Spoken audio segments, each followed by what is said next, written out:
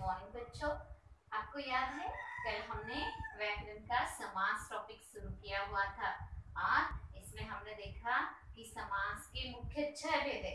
उसके लिए मैंने आपको एक ट्रिक बताई थी, क्या याद है आपको? 6 के 6 भेद याद रखने के लिए ट्रिक थी द्वंद्वी अप्तक।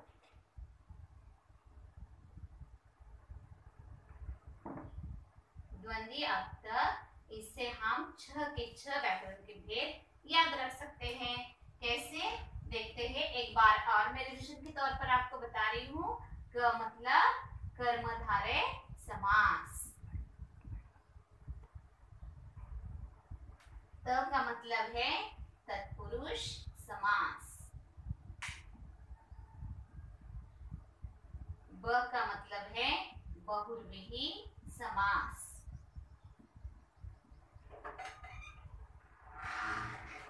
क का मतलब है अव्ययीभाव समास,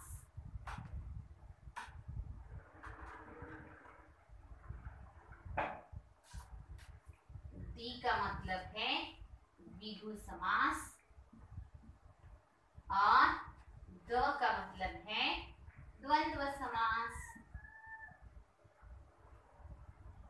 तो क्या ये ट्रिक आपको भी याद है? 6 के 6 एक ही शब्द में हमने समास के 6 के 6 भेद याद रखे हुए हैं।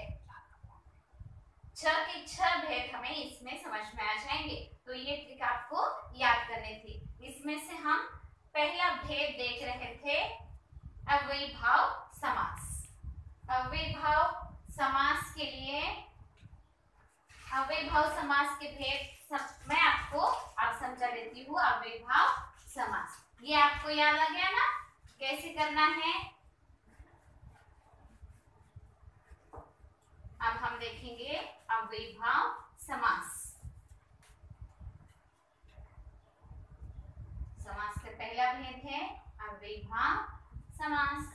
अव्ययीभाव समास नाम से ही हमें समझ में आता है, इसमें अव्यय होता है और इसीलिए इसे अव्ययीभाव समास कहते हैं।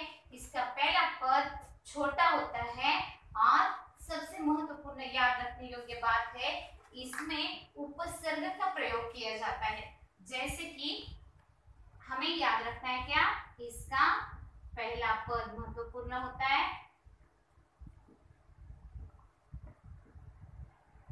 पहला पद महत्वपूर्ण और छोटा होता है।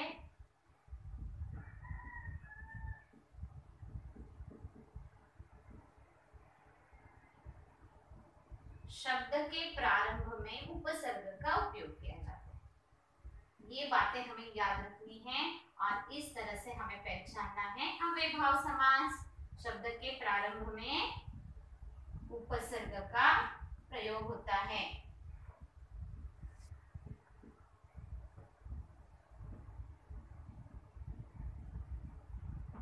उदाहरण देने पर आप बहुत अच्छी तरह से समझ पाओगे कि क्या है अव्ययीभाव समास। जैसे कि अगर आप देखोगे, पहला उदाहरण है आजन्म। इसका विसर्ग हम इस प्रकार से करेंगे, जन्म से लेकर।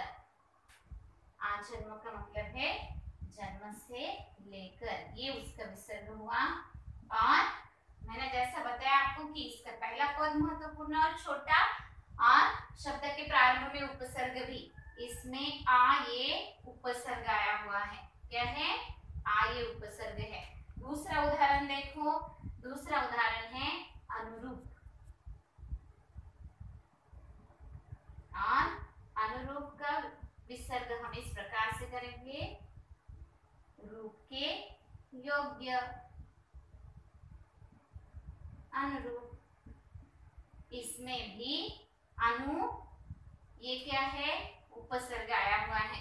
इस प्रकार से जैसे मैंने बताया आपको कि अव्ययीभाव समास में उपसर्ग होता है, तो उपसर्ग को ये दो उदाहरण हमने देखे, आजन्म, अनुरूप। वैसे ही और भी बहुत सारे उपसर्ग है, जैसे कि नी है, बे है, प्रति है, यथा है। इन सारे शब्दों को प्रयोग करके अगर हम कोई शब्द आपको आता है तो उसे बेधड़क आप अव्ययीभाव समास कह सकते हैं।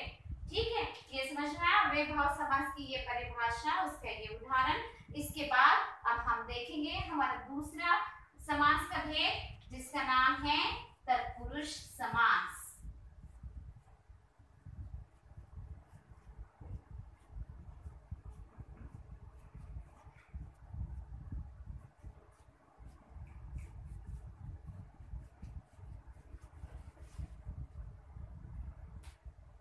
तो देखो दूसरा विभेद हम यहाँ पर देखेंगे, जिसका नाम है तत्पुरुष समास। और इसकी भी परिभाषा या इससे भी पहचानना हो, कोई भी समास हो, परीक्षा में आपको ये प्रश्न पूछा जाएगा, शब्द दिया जाएगा और आपको पहचानना है उस समास का प्रकार कौन सा है। तो देखो तत्पुरुष समास पहचानने के लिए बहुत आसान तरीका है। इसमें कारक चिन्ह विसर्ग करते हुए, किसी भी समास का विसर्ग करते हुए उसमें हमें क्या मिलाना है, उसमें कारक चिन्ह का प्रयोग किया जाता है। पता है आपको कारक चिन्ह कौन से होते हैं? ने, को, से, में, पर, के लिए आदि कारक चिन्ह है। अगर विसर्ग करते हुए हम इन कारक चिन्हों का उपयोग करेंगे विग्रह करते हुए, तो ये क्या हो गया हमारा तत्पुरुष समास हो गया। तो तत्पुरुष समास को हम कैसे पहचानेंगे? इसका दूसरा पद महत्वपूर्ण होता है, दूसरा पद महत्वपूर्ण,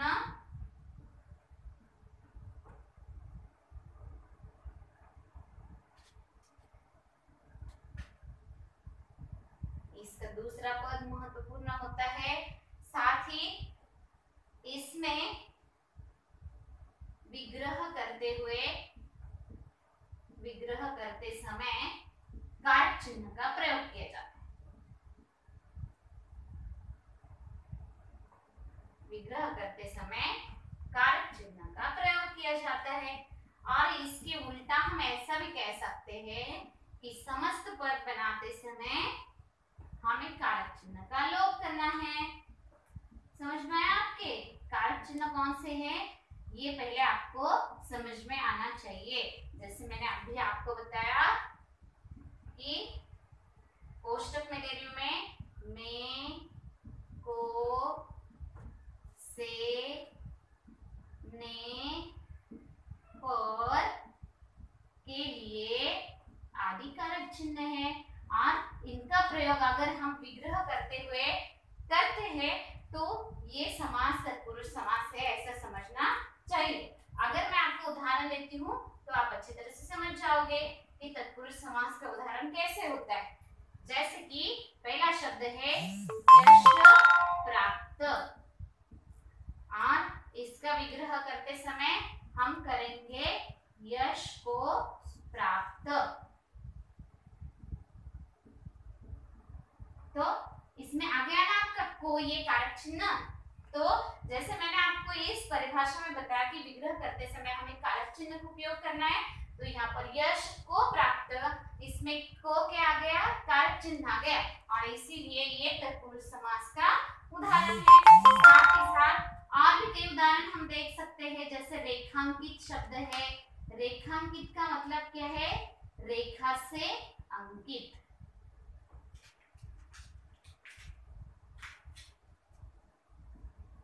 रेखांकित ये जो हमारा दूसरा उदाहरण है, इसमें भी हम देख सकते हैं रेखा से अंकित। यहाँ पर कौन सा आ गया है कारक चिन्ह? बता सकते हो आप कौन सा है कारक चिन्ह? हाँ बिल्कुल सही, ये से जो है यहाँ का कारक चिन्ह है। तो तत्पुरुष समास में विग्रह करते समय हम कारक चिन्ह का अगर प्रयोग करते हैं तो ये तत्पुरुष समास है, ऐसा हमें समझना चाहिए। तो आज हमने समास के महत्वपूर्ण पहले दो भेद देखे हैं, एक मतलब अव्ययीभाव समास, दूसरा है तत्पुरुष समास, और अब हम तीसरा भी समास का भेद देखने जा रहे हैं, जिसका नाम है कर्मधारय समास।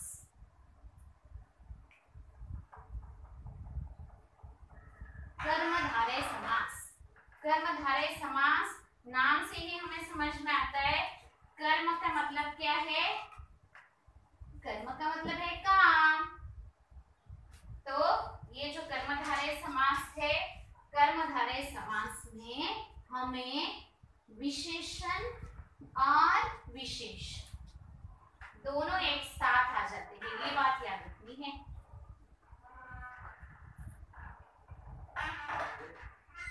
दूसरा भेद हम देख रहे हैं महत्वपूर्ण, जिसका नाम है कर्मधारय समास।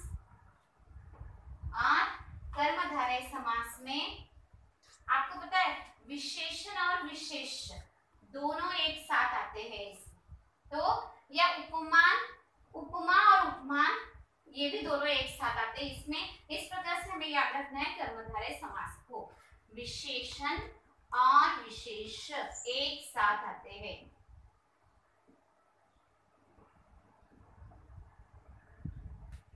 विशेषण और विशेष्य एक साथ आते हैं।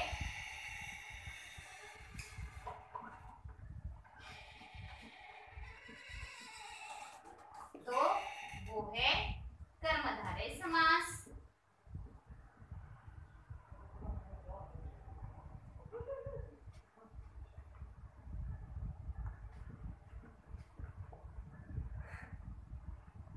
सबसे पहले आपको पता है विशेषण किसे कहेंगे? विशेषण का मतलब है संज्ञा या सर्वनाम की विशेषता बताने वाला शब्द। समझो कि कमल है, कमल, कमल संज्ञा शब्द है, उसके लिए हम कौन कौन से विशेषण लगा सकते हैं? सुंदर कमल, खिला हुआ कमल, नीला कमल, ऐसे कोई भी उदाहरण हम कमल के लिए लगा सकते हैं और वो होगा उसका विशेषण, वो होगा उसका विशेषण। तो यहाँ पर विशेषण और विशेष्य एक साथ आते हैं तो वो हो जाता है कर्मधारय समास। समझ में आ गया आपको? तो पहले और भी एक ट्रिक है आपको इसके लिए, जो भी विशेषण शब्द है उसको आपको क्या करना है? विशेषण शब्द को कैसा है प्रश्न पूछना है। क्या प्रश्न पूछना है?